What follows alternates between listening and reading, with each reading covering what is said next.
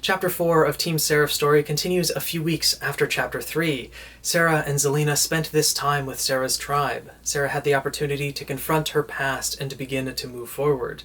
And after the encounter with the jackalope, the tribe itself was a lot more accepting of Zelena.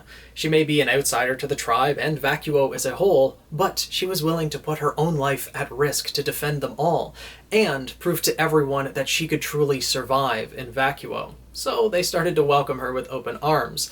A new experience for Zelena, being accepted by everyone around her, but a welcome change nonetheless. So Sarah and Zelena spent their time helping out the tribe however they could, and training with the warriors, able to fight against multiple opponents, learning new techniques, adding to their own repertoire, but most importantly, they had time to simply act their age. Though in their artworks they are depicted in their early 20s, at this point in the story, Zelena is 13 years of age and Sarah is 14 years of age. So they are still children, even though they do have the goals of one day becoming Huntresses. And speaking of their artworks, these characters, Seraphina, Vermillion, and Zelena Ray, are characters designed and created by myself, Phoenix Knight, but they are brought to life through the art of Hoshi Oujo. Links in the description below to all of Hoshi's socials, including her DeviantArt, her Twitter, as well as her YouTube channel, where she has speed paints of all of the artworks that she does. I highly encourage you all to check her out. She has amazing artwork, and I'm extremely thankful to her for bringing these characters to life. Now, if you are new to Team Seraph's story, this is Chapter 4, so I would highly recommend you check out the earlier videos to give some context as to what is going on here. But with that being said, let's continue with the story. After hearing about the fight with the jackalope, the children of the tribe were very eager to invite Sarah and Zelena to play with them, wanting to see what they were capable of firsthand. The resources in Vacuo aren't as vast as the other kingdoms, so they didn't have any toys or things like that to speak of, but they still made do nonetheless. They made a makeshift ball out of cloth and twine that they tied together, and played a game akin to what would be known as soccer in our world, kicking it around with their feet trying to get it past the opponent's goal. And in this case, Sarah and Zelena had to be on opposing teams because admittedly they were a bit skilled than the other people their age. But the children were quite impressed to see how well Zelena was keeping up and even surpassing Sarah in terms of agility. They had seen Sarah from time to time while they were growing up and seen what she was capable of. She had become faster since she had went to Oscuro Academy, but now that Zelena was there, with her smaller stature and keen eye for reading the battlefield, she was able to outmatch Sarah more often than not. And the children were quite pleased seeing them play together as well as being able to play alongside them. But near the end of the summer, Zelena noticed that things were starting to get a bit different. Everyone started getting excited. The children started muttering about a celebration, and the warriors of the tribe all started fanning out around the village, spending a couple days scouting out, making sure that there were no Grimm in the area. When Zelena asked Sarah about this, she said that there was something planned for tonight. If there were no Grimm in the area, then she would be able to see something fantastic.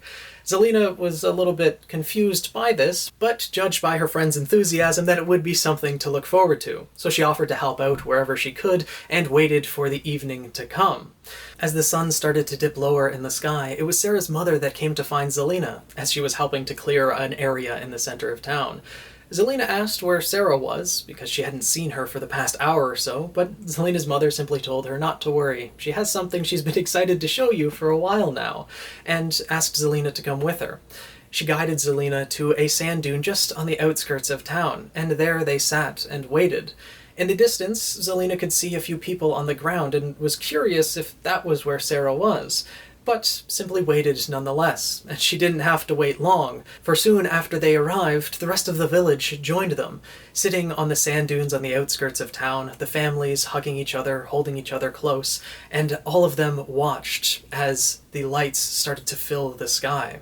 From where Zelena could see those people standing, she saw lights shoot up and start exploding into a rainbow of different colors.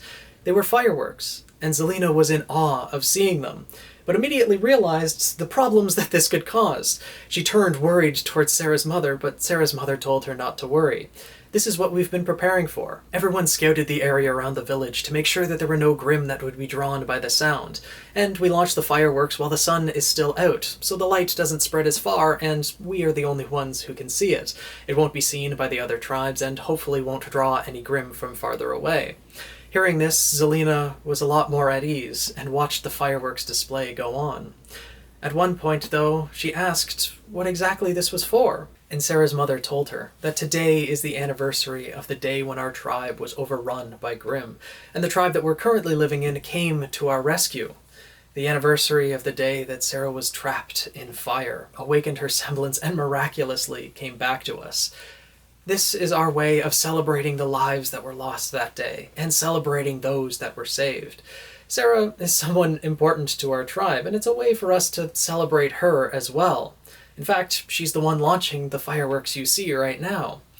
And Zelena could see the shadow of her friend as she jumped into the sky, throwing the lights into the air and watching them explode.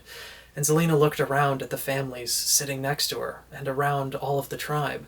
They were holding each other close, tears welling up in their eyes as they remembered their lost ones, and held the ones that they still had very close. Zelena turned back to Sarah's mom and asked, "Why didn't Sarah tell me anything about this?" And Sarah's mom replied, "I'm sure she just wanted you to enjoy the celebration instead of worrying about her." Worrying about her? Well, after everything that happened all those years ago, when Sarah awakened her semblance, she developed a deep fear of fire. Every time she would see so much as an ember, she was brought right back to that day trapped within that burning building. So all of us decided to come together and find a way to make fire not seem so scary to her. We gathered up any remaining unusable dust that we had throughout the year, bundled it together, and created these fireworks. With Sarah being the only one in the tribe who had awakened her aura by that point, we allowed her to launch them into the air. And seeing such wondrous different colors, including those of fire dust, she wasn't so afraid of it anymore. And it became sort of a tradition, a way for all of us to celebrate. And also the day that Sarah chooses to celebrate her birthday. Wait, her birthday? Zelena asked, surprised. Well, her actual birthday was almost 2 months ago now, but Sarah always said when she was younger that it was more fun to celebrate with everyone, so she chooses to celebrate her birthday on this day as well.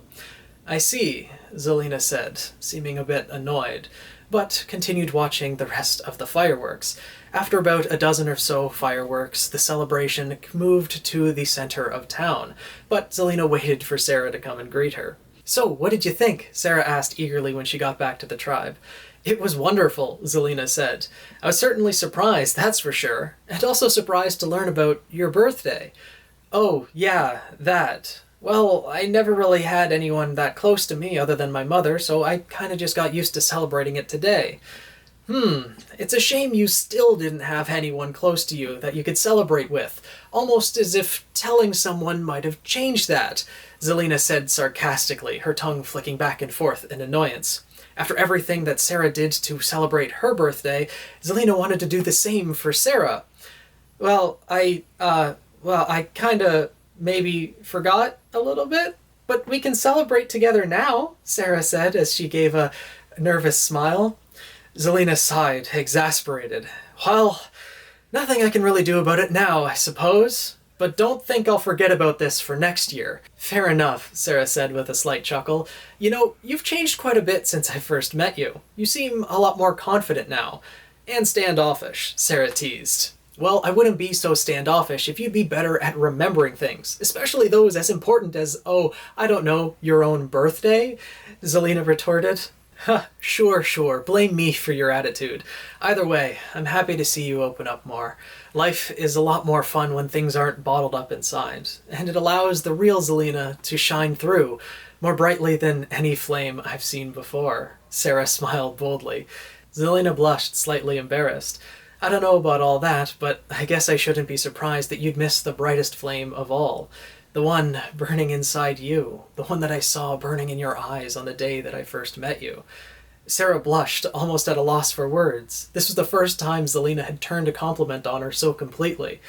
"Well, I guess I have a lot to live up to then, don't I? Come on, let's show everyone how brightly we shine together."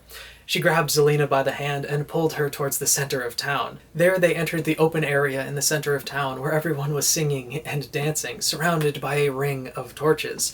There weren't enough resources in the town to have a large fire, not to mention the possibility of drawing any nearby Grimm, essentially lighting a beacon that said "dinner is here," but Everyone on this one night a year gathered all of their torches from their houses and burned them a little bit longer, arranging them in a ring in the center of town so that the buildings could hide the majority of the light and, as long as the volume was kept low enough, masked the singing as well. This was a day of celebration, one where they could forget the worries and the day-to-day struggles. A rarity in Vacuo, but it only made it that much more special. A night that neither of them would soon forget.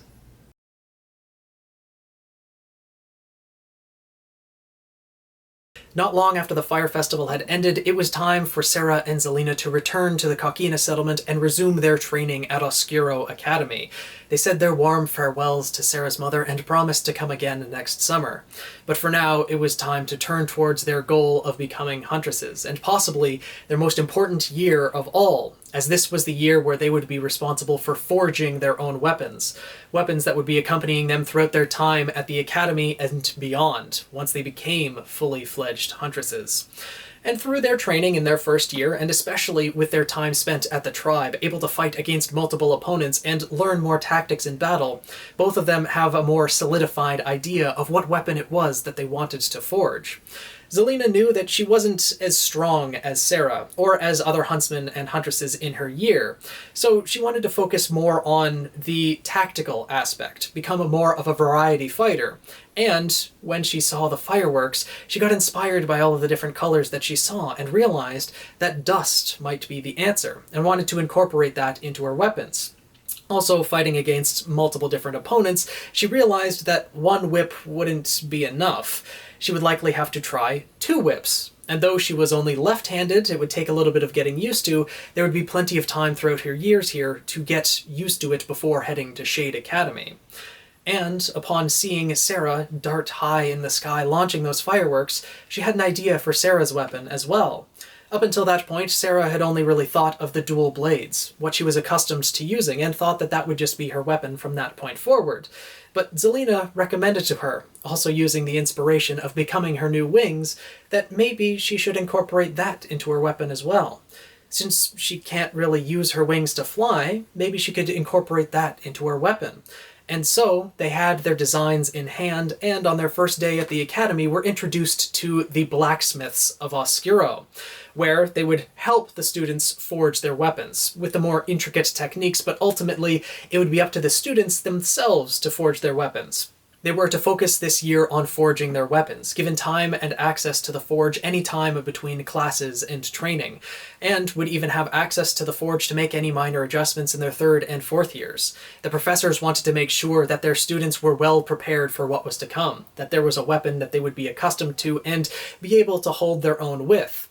Admittedly, Sera and Zelena chose the more difficult path with their weapons. Whereas many others wanted blades and guns that fired dust rounds, Sera and Zelena wanted weapons that had dust actually forged into them, mixed in with the metal to give the constant use of dust.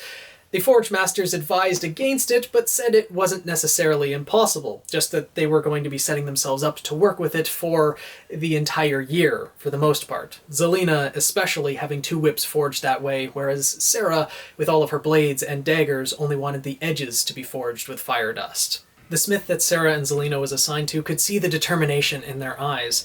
He chuckled and told them, "As long as you're willing to put in the extra effort, I'll help you forge the weapons that you want." And with that, he welcomed them into the forge, where they could see all that was available to them. Zelena examined the different types of dust, and could see that there was a good amount of elemental dust available, with a few notable absences. She figured hard light dust wouldn't be available, considering it was refined and created in Atlas itself, but was a bit disappointed to see that there was no gravity dust available. She had read about it in the books, where it was naturally occurring in the floating islands near Mistral, so she had hoped that maybe there would be some she could try out.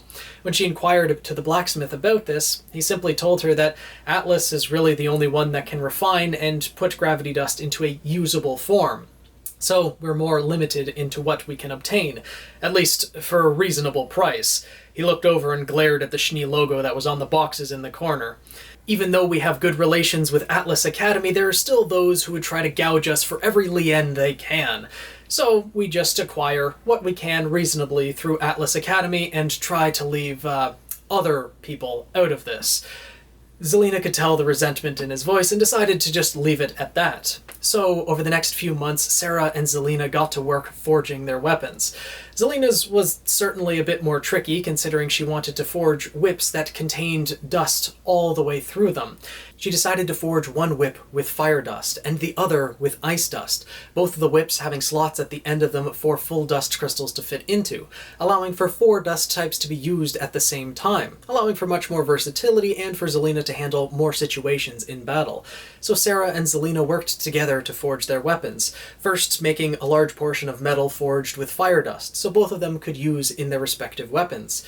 After that, Zelena had to forge ice dust with a lump of metal to forge her second whip, and so Sarah was able to make a lot more progress on her weapon faster than Zelena was. So by mid-year, Zelena was still working away on both of her weapons, and Sarah had nearly completed hers. At that point, though, there was an unexpected visitor within the forge. They knew that the 3rd and 4th years were able to come in and make adjustments to their weapons, but the last person Zelena expected and hoped she wouldn't see was Niall. He showed up in the forge one day under the guise of tweaking his own weapon, but all he actually did was talk to Sarah and Zelena. He wanted a rematch with Sarah. Upon seeing that she had almost completed her weapon, he offered to help her train, to help her get accustomed to the weapon in a way to make amends for the way he acted previously. Sarah turned to Zelena, but Zelena really just shrugged it off and went back to work on her own, almost trying to ignore Niall's existence there in general, but gave Sarah the go-ahead nonetheless if she wanted to. So Sarah decided to take him up on that offer, and once her weapon was completed, she did meet Niall in the training hall. Zelena followed her there and watched from the sidelines just to see how the battle would play out. Sarah wasn't really accustomed to her weapon. Having the clips now on her wings, it was a bit uncomfortable for her, but something she would eventually get used to. Wielding the 2 blades in her hands, getting the feel for their weight and how they would move, she was growing more accustomed to it, and thought that this would be a good way to test her abilities. Niall stood across from Sarah, spear in hand, and waited patiently for Sarah to give the signal for the match to begin. Zelena could see from the sidelines that the spear Niall was wielding was similar in size to the wooden one he had used during their practice match, but this one was the one that Niall had forged himself, his personal weapon and one that he was very accustomed to wielding. It was golden in color, with light blue rings around the shaft that were spaced out across it. The tip was 2-pronged and had spikes on the side, with a blue gem in the center of it. Zelena was admittedly a bit curious as to the functions of Niall's weapon. Even though she didn't really like Niall himself, she was always interested in seeing how other huntsmen and huntresses fought. After Sarah had gotten a feel for the general weight of her weapons, she gave the signal for the fight to begin, and she made the first move, swinging one of her blades out at Niall, and Niall simply parried with his spear, seemingly without much effort. Zelena could see that the skill that Niall had had before had only grown since then, and Sarah, being with her new weapons, was at a severe disadvantage. But for the beginning of the fight, Niall seemed to take it easy, more parrying and blocking rather than counterattacking, simply moving out of the way of Sarah's attacks, waiting for her to get more accustomed to her weapon. And once he felt she was comfortable, he would go on the offensive. They had the agreement before the battle began that Niall wouldn't use his semblance, as it would be a bit unfair considering Sarah was newly fighting with a weapon.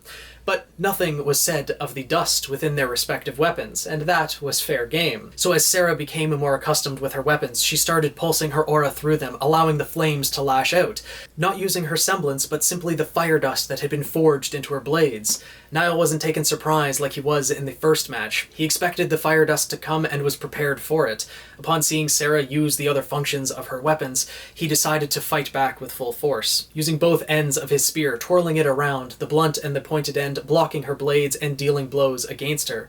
It was obvious that Niall was outclassing her, but Sarah was starting to pick up the pace. At that point, Niall lunged forward, his spear in his left hand, and it narrowly missed Sarah's head as it glanced over her right shoulder. This was a similar move to how he did in their first match, and Sarah decided to take advantage of that, swinging both of her blades towards Niall's torso. But as she did so, she saw the pointed end of the spear come swinging around from her left side and nearly hitting her in the head. She dodged at the last moment, curious as to what happened, Niall was quick to react, however, reaching out with his right hand and grabbing the spear just behind the pointed tip, swinging it around in one fluid motion to land a strong hit against Sarah's abdomen, sending her sprawling backwards. As she got her bearings and looked up at Niall, she was surprised to see him twirling the spear, but not as he once did before. He was hanging on to one end of the spear and twirling the other 4 segments of it. Each of those blue rings around the golden shaft of the spear signified a joint, a section to which the spear could break off. And now he was twirling it almost too fast for Sarah's eyes to keep up with.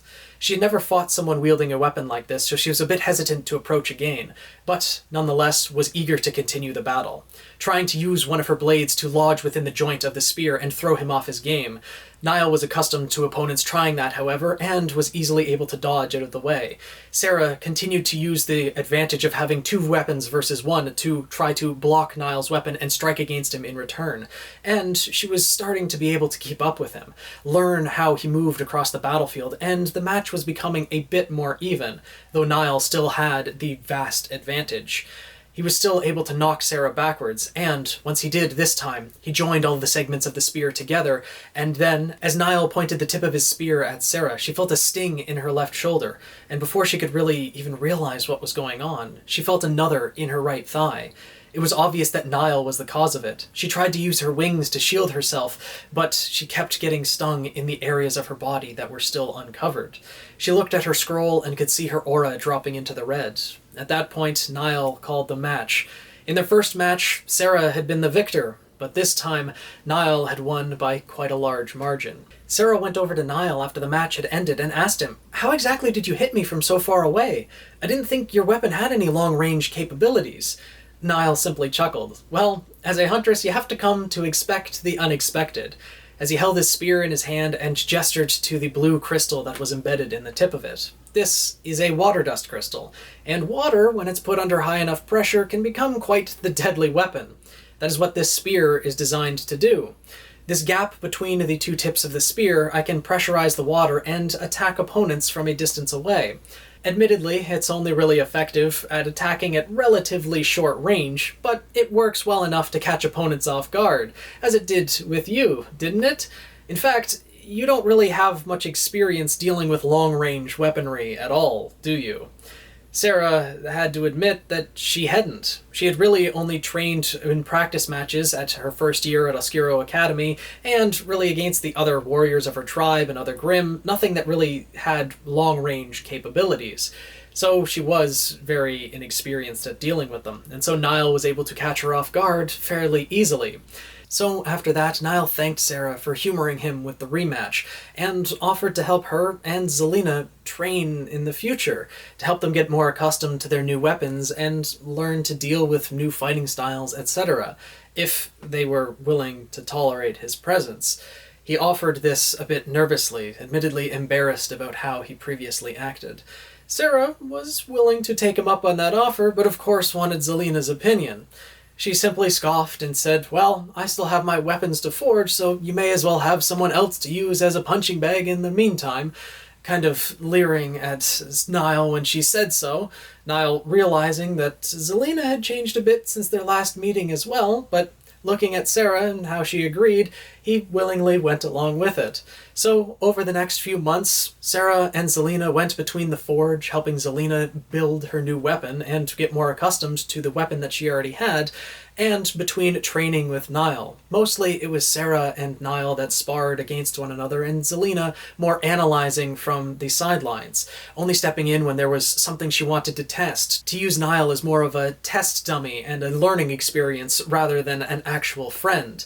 Over that time, Niall and Sarah had grown a bit closer, to the point where Niall actually started to consider them friends, and was getting more frustrated that Zelena really wasn't warming up to him at all.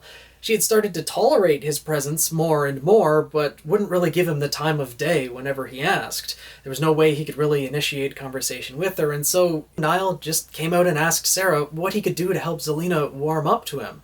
He felt he would never be able to move past that day until he was able to make amends with both of them. And so Sarah simply asked him, "Have you tried directly apologizing to her yet?" Apologizing to her? Niall seemed a bit confused. Sarah sighed and said, "You really are dense in this sort of thing, aren't you?" Niall asked her, "What do you mean?" And Sarah replied, "Think back to your encounter with us that day. Those words that you spoke may have been directed at me, but think about who it was that they really hurt. I only took up that match against you and fought you because of what you did to my friend. In fact, I really haven't forgiven you completely either, because you never went to apologize to her."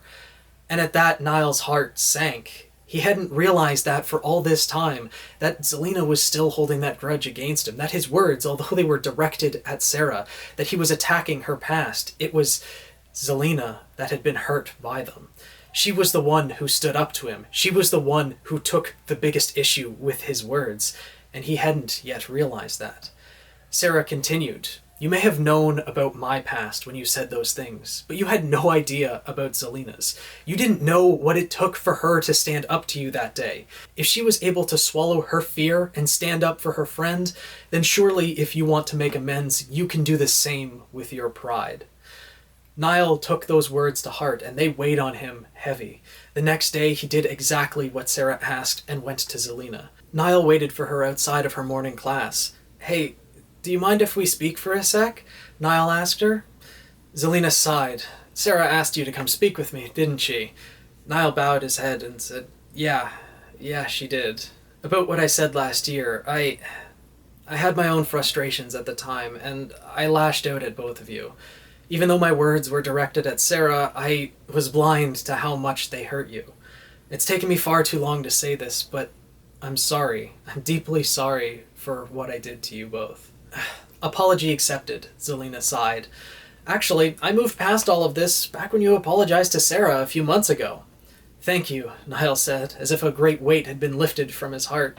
"Wait, if you had forgiven me already, then why are you always so cold to me? I said I forgave you. I didn't say that I liked you. I've learned to tolerate you for Sarah's sake. Admittedly, she has grown a bit fond of you. And it is quite useful to have an extra person to train against, but nothing more. Though I will say, what you have done today does help my opinion of you. A little bit, at least," Zelena said with a sly smile. "Well, that's good enough for me," Niall said with a slight chuckle. "And if it's any consolation to you, I'll be entering my 4th year next year at the academy. And with that, I'll be put through more harsh training, and you'll see me around a little bit less. And the year after that, you won't see me around at all, as I'll be heading off to Shade Academy." "Huh, I suppose that is a plus," Zelena retorted as she turned to leave. "Don't go flunking out at Shade, all right? Sarah wouldn't be too happy if someone she considered a rival couldn't cut it." Niall looked up at her as she started to walk away, a bit surprised, as he could have sworn he heard a bit of endearment in her voice. "If I didn't know any better, I'd think you didn't want me to fail out either." "Huh, you must be imagining things. Did Sarah hit you in the head during your last training session?" Zelena waved a hand over her shoulder without turning around. After that, the next few years flew by. True to his word, Niall's training got a lot more intense during their 4th year, and Sarah and Zelena barely saw him around. Before they knew it, they too were in their 4th year at the academy, training, growing more accustomed to their newly forged weapons, and stepping into their own as Huntresses. They started fighting Grimm on their own, to prepare them for the trials that they would undergo at Shade Academy. And before they knew it, they had graduated from Oscuro Academy, and were standing at the edge of the largest city in the desert, the city of Vacuo. Zelena, now 16 years of age, and Sarah at 17 years of age. Looming over their heads was the place where they would take the next step in their journey to become Huntresses, Shade Academy. But they wouldn't be taking this next step alone. There would be 2 others who would join them on this journey, who would influence their lives more than they can currently imagine. But that will have to wait for the next chapter, where the story of Team Seraph will truly begin, where each member of the team will meet each other and go through their own trials and tribulations along the way. I do want to apologize for everyone who has waited so long for this chapter to come out. I certainly did not intend for there to be a 3-month gap between Chapter 3 and Chapter 4. Things just have been very busy, things have happened in personal life, etc. So, I do plan on getting the chapters out a lot more frequently and introducing the next 2 members of Team Seraph very soon. Within the next week or 2, you should be introduced to at least 1 more of them. So I'm curious to know what you guys think, based on their symbols shown here, what myths they're inspired by. All of Team Seraph does originate from Greek mythology. To give you a hint, one of these symbols is a bit more obvious than the other, but one of them is a bit more obscure. So I'm curious to know what you guys think. And as an added bonus for your patience, if you guys did check out Hoshi Oujo's socials, her DeviantArt and her YouTube channel, perhaps you might meet the other two members of Team Seraph a bit before their trailer's release. Perhaps, at least.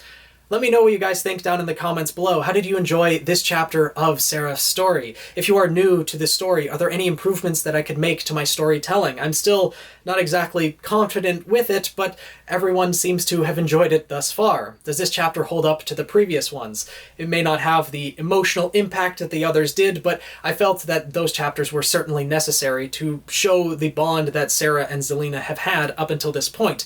Rather than starting Team Seraph's story immediately at Shade Academy, I felt that this backstory was necessary. So let me know your thoughts down in the comments below. I'm really curious to know what you guys think. Hopefully you guys enjoyed this video, and if you want to see more of Team Seraph, make sure to subscribe, as there are plenty more chapters to come. It's chapter 4, and they're just at Shade Academy, to give you a hint. So, with that being said, hopefully you guys enjoyed. Make sure to subscribe, tweet me at PhoenixKnight7, and I'll see you guys in the next video.